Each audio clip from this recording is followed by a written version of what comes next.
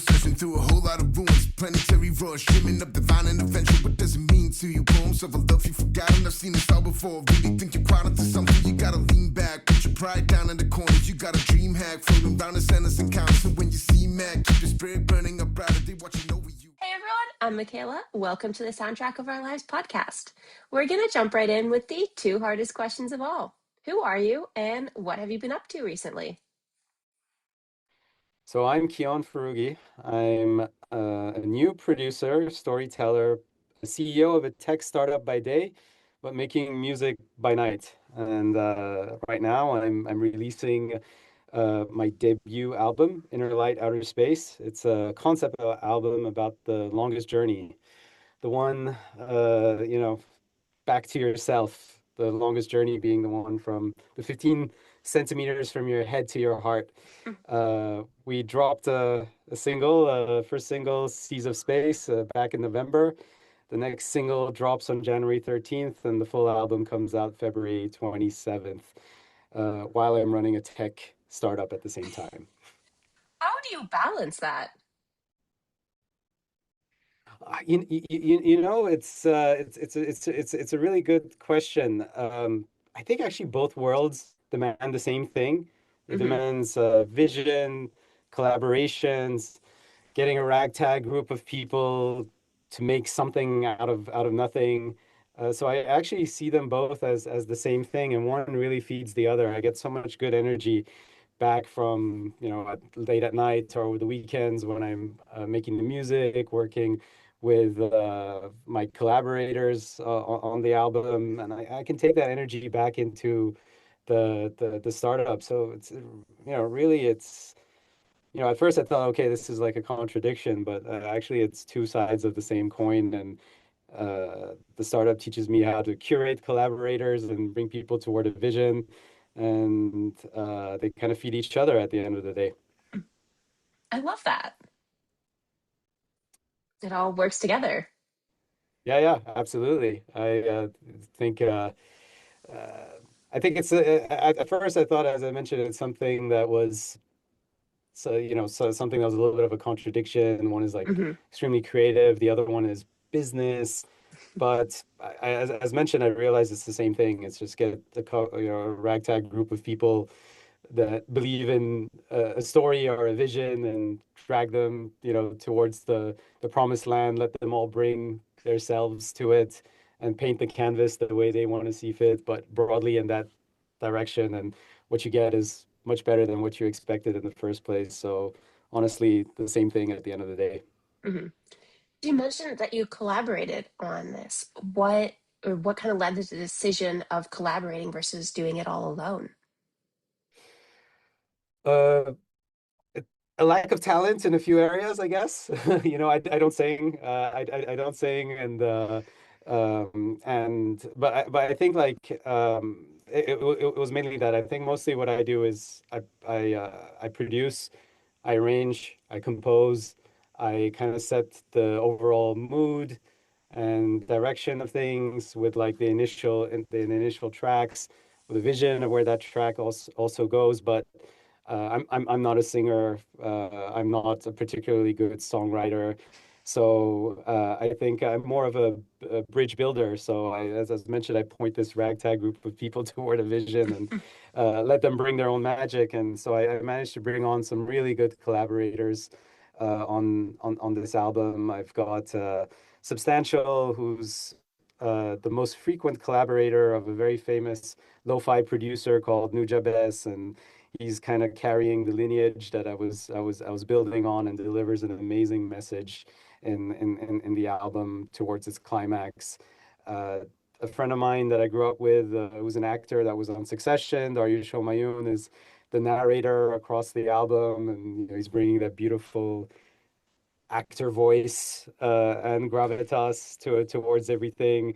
There's a singer-song writer called Meja One, who she's a quite well-known female songwriter here in Southeast Asia, sings hip hop, reggae, and she embodies a very interesting character, that the protagonist, who is a new artist called Rochelle Ruby that also turns out to be my co-founder in my startup, in my day job. She's the protagonist.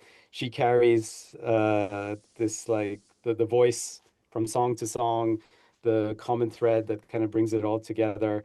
So yeah, going back to collaborators, the album needed people with skills that I didn't have, but also people that weren't just coming and performing characters in a story, but they were them or they Hmm. were becoming them. How does that look like? So, did you come with all of your side of things ready for people to put their own touch on it, or what did that process look like? Yeah, it's a great, the way that it worked was actually it started initially with a feeling of a story that I wanted to tell. And the initial story I wanted to tell really wasn't what it ended up completely being. Hmm. It was a very straightforward. This protagonist goes through space, meets different characters, goes on an adventure. But then, as I started coming up with the concepts and the themes and living life, it actually I realized it became more of a mirror of some of the things that I had learned over the last like 10, 15 years, and it was basically becoming this story about not only traveling through space and meeting all of these characters, but also the lessons that each one of them was bringing, and ultimately teaching you towards the end that it's not only about just reaching for the stars, it's actually remembering that you were always one in the first place, Hmm. and bringing you back to your true voice and not the voices that are either the voices of fear in your head and also the voices that are telling you to be somebody else or please somebody else, and forcing you to wear all these different masks. And so once I had a little bit that concept and those feelings, uh, I started basically building on the individual tracks with Hmm. a texture, a loop, something that pulls you in with a high level theme for that song. So, for example, for Seas of Space, which is already out, I started with a quote from a Persian poet called Rumi, which says, "Fling me across the fabric of time and the seas of space, make me nothing, and from nothing everything." So Hmm. I had this feeling from that quote, and I knew I wanted it to be the start of the journey, something that was upbeat, groovy, cosmic, danceable, and I was really into K Tronada at the time, and I liked really his style of beats and bounce and his bass, and so I kind of came up with the bass and the bounce first of the track, and then started laying out a little bit more the cosmic ambient elements, the pads, the synths, until I kind of felt that feeling, and from there, kind of that's where I approached Rochelle Ruby, and on that track we have a Singaporean rapper called Jude. Just very high level, gave them the theme and some ideas to trigger them, but didn't give them anything more specific for that. And then they just laid that. They started writing and laying down their vocals, and that's ultimately how that track came to be. And then I had a little bit of a plan for all of the other tracks and approached it in a very similar way with everyone, with all the different collaborators. So, did you help them write the lyrics, or was that something you left entirely up to them? I would feedback on the lyrics, Hmm. so I wouldn't tell them exactly what, but I would give them some feedback. So whenever I was working either with Major One or Substantial, and they were sharing some of the lyrics, I would point out things like, oh yeah, hey, we could maybe color the world a little bit more in that way to make it more universal and something that more people can ultimately find themselves within. If there was a place or two where I'm like, wow, I mean, your writing here was so good, and this line is not at the same level. I Hmm. would give them a little push, but I wouldn't tell them much more than that because and I think and I hope this is the way that people feel when they listen to the album. It's it's meant to be almost there's this vision, but it's meant to be this universal canvas on which anybody can see themselves and paint themselves as well. It's not a very prescriptive. You have to absolutely follow the story this way and feel this way coming out. So I thought if I was too micromanaging things, then I wouldn't touch that universality. It would just be my pure vision. And as I mentioned to you earlier, from what I've learned, at least from the startup world, allowing people to bring in their own flavor actually takes things to a much better level than wherever you could have probably gone on your own. Mhm. So, going into this project, did you know that you wanted it to be so universal? I initially probably not. You know, initially I thought this was going to be something for I don't know fans of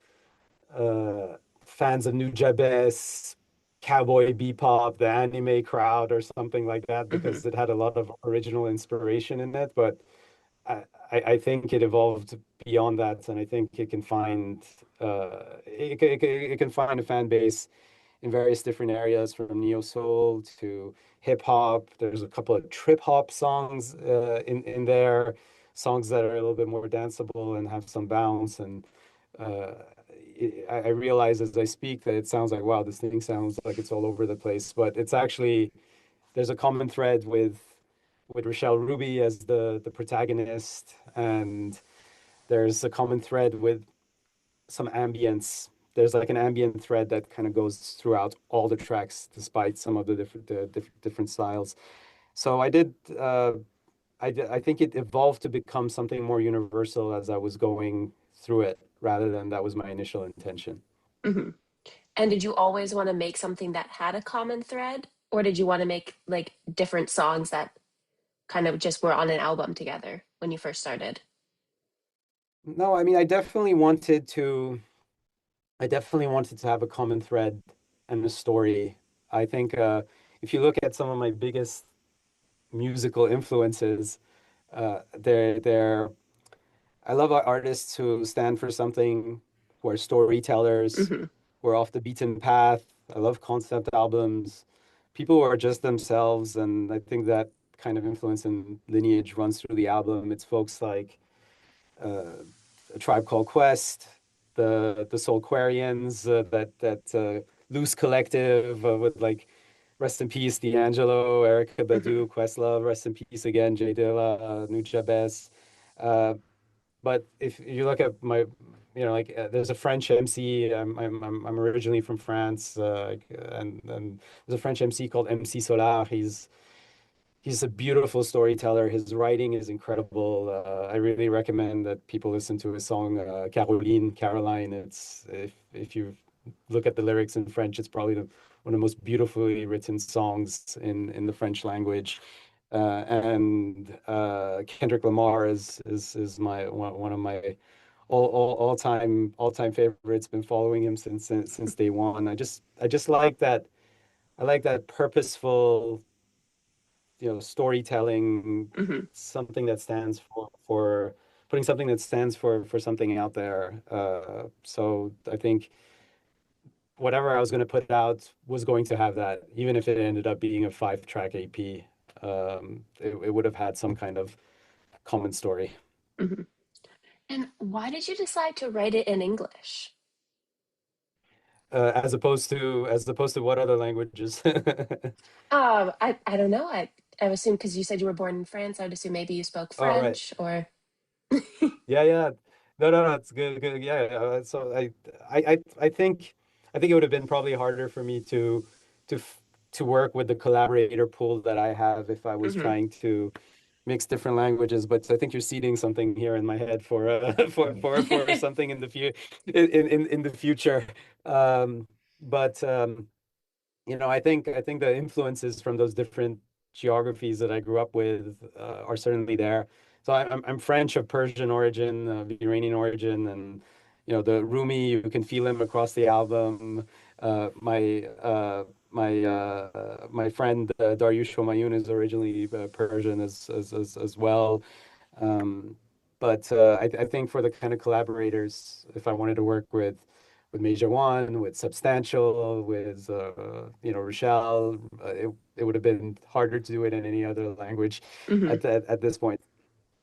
So it wasn't a conscious choice, it just kind of happened. It just happened naturally. Yeah, I think that one just happened naturally. Well, that's interesting.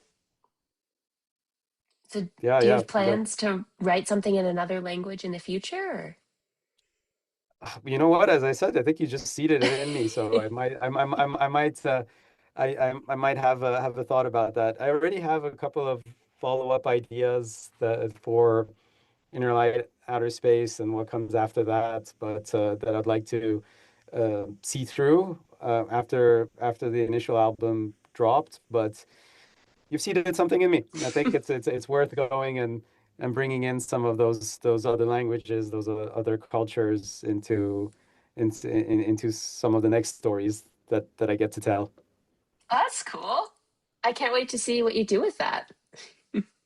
I'll make sure that I credit you for it. I'll say if anything happens, I'll be like this. I'm not, I'm not gonna steal it and say that was my own. She gave me the idea, and yeah, why didn't I think about that? I think it's something, if assuming, you just had, you said some of these people like personally, if they, if you're speaking English with them, it just makes sense that you would then go to write a song in English. Correct, correct. So, Um, and I guess also if trying to keep this album, again, it wasn't done consciously, but trying to keep this album universal. Uh, so I've grown up in different places in Paris and Dubai. Um, as I went to school in the States, started working there as well. Uh, Learned how to speak Italian while I was in Europe and uh, speak Farsi. There are a few different languages, but I think if I wanted to make this album universal, I think despite all of that, even the people I know in those geographies, everybody speaks English. So that's a good common thread for everyone. it's another thing back to being a universal album. Yeah, correct. Well, I hope I hope that's how people will feel when they see when they listen to the album. I hope they get to see a part of themselves in multiple tracks. I hope that certain tracks come to them at certain points in their lives and they go and they put other tracks on repeat at other points in their life because the story is of the album is a journey. So the Rochelle Ruby, the female protagonist, she's navigating these alien worlds, these different trials and riddles, and they're all the trials and riddles that I think most of us run into. Hmm. And ultimately, you kind of learn that the real voyage wasn't outward, it was inward, and she's Yeah. confronting everything from her longing, her illusions, her identities and truths. So yeah, I hope these are all things that people can relate to, and ultimately the destination ends up being the same for everyone. They kind of come back to remembering who they were. Yeah. I would say those are pretty universal things that happen. Yeah, I'd like to hope so. I'd like to hope so. And I mean, if not, then that's kind of cool if people don't, go through those struggles that a lot of people do. Kudos to them. I would like to, Yeah. yeah, I'd like to know what path they went on. That was what they went through. I think we all go through something or some Hmm. forms of that. And I think, but I would love to know how they navigated it, or or maybe there's they needs maybe there's something that they're not looking at, and Hmm. somebody needs to put a mirror in front of them, and maybe this album will be that mirror. We never know. Yeah. So before I ask the last question today, was there anything else you want to mention or talk about? No, not really. I think it's just as mentioned, we're dropping the second single, which is called "Beautiful Distraction," featuring Major One on Jan 30th, and then the full album, Inner Light, Outer Space, drops on February 27th. And right now, we're just kind of focused on rolling this out and getting this story, this mythology, into the world and seeing who it resonates with. Super exciting. So, our last question is, what is the soundtrack of your life? And by that you mean if I had to take an album or something that told my story that I really resonated with? I Is that can't what you tell you mean? how to answer it because it's your life. Oh, I can what's the give you soundtrack of my? examples if that helps. You know, if you want me to be the most honest, Inner Light Outer Space is probably it. Because as I mentioned to you, when I first started going on that journey, it was just, hey, this female protagonist going through space, very cowboy bebop-ish, and she meets these different characters.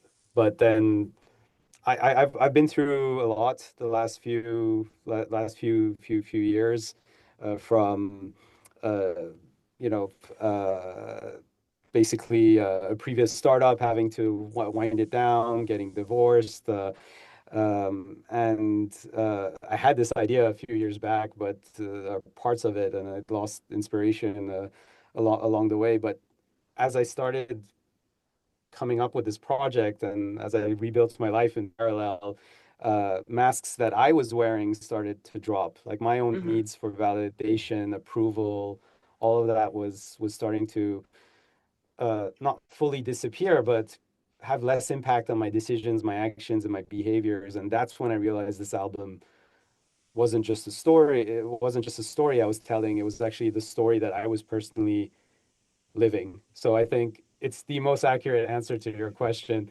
Inner Light, Outer Space is the soundtrack to my life. I love that you wrote the soundtrack to your life. You I created think I it. think if it comes, yeah, I think if it, I think if it's, going back to some of the things that Rick Rubin, says constantly, it's if you make it for you, it's most authentic and pure. Hmm. And I definitely made this for me. So, for all of our listeners who want to stay up to date on you, hear it when it's out, where can they find you? You can find me on Spotify, you can find me on Apple Music, you can find me on YouTube Music, and you can find me on IG as well with at Kiyan Foroughi handle. Awesome. Well, thank you so much for taking the time to chat with me today. My pleasure, Mackayla. Thanks for having me. Of course. Have a nice rest of your day. Thank you. You too. Take care. Get some rest. Good night. Bye.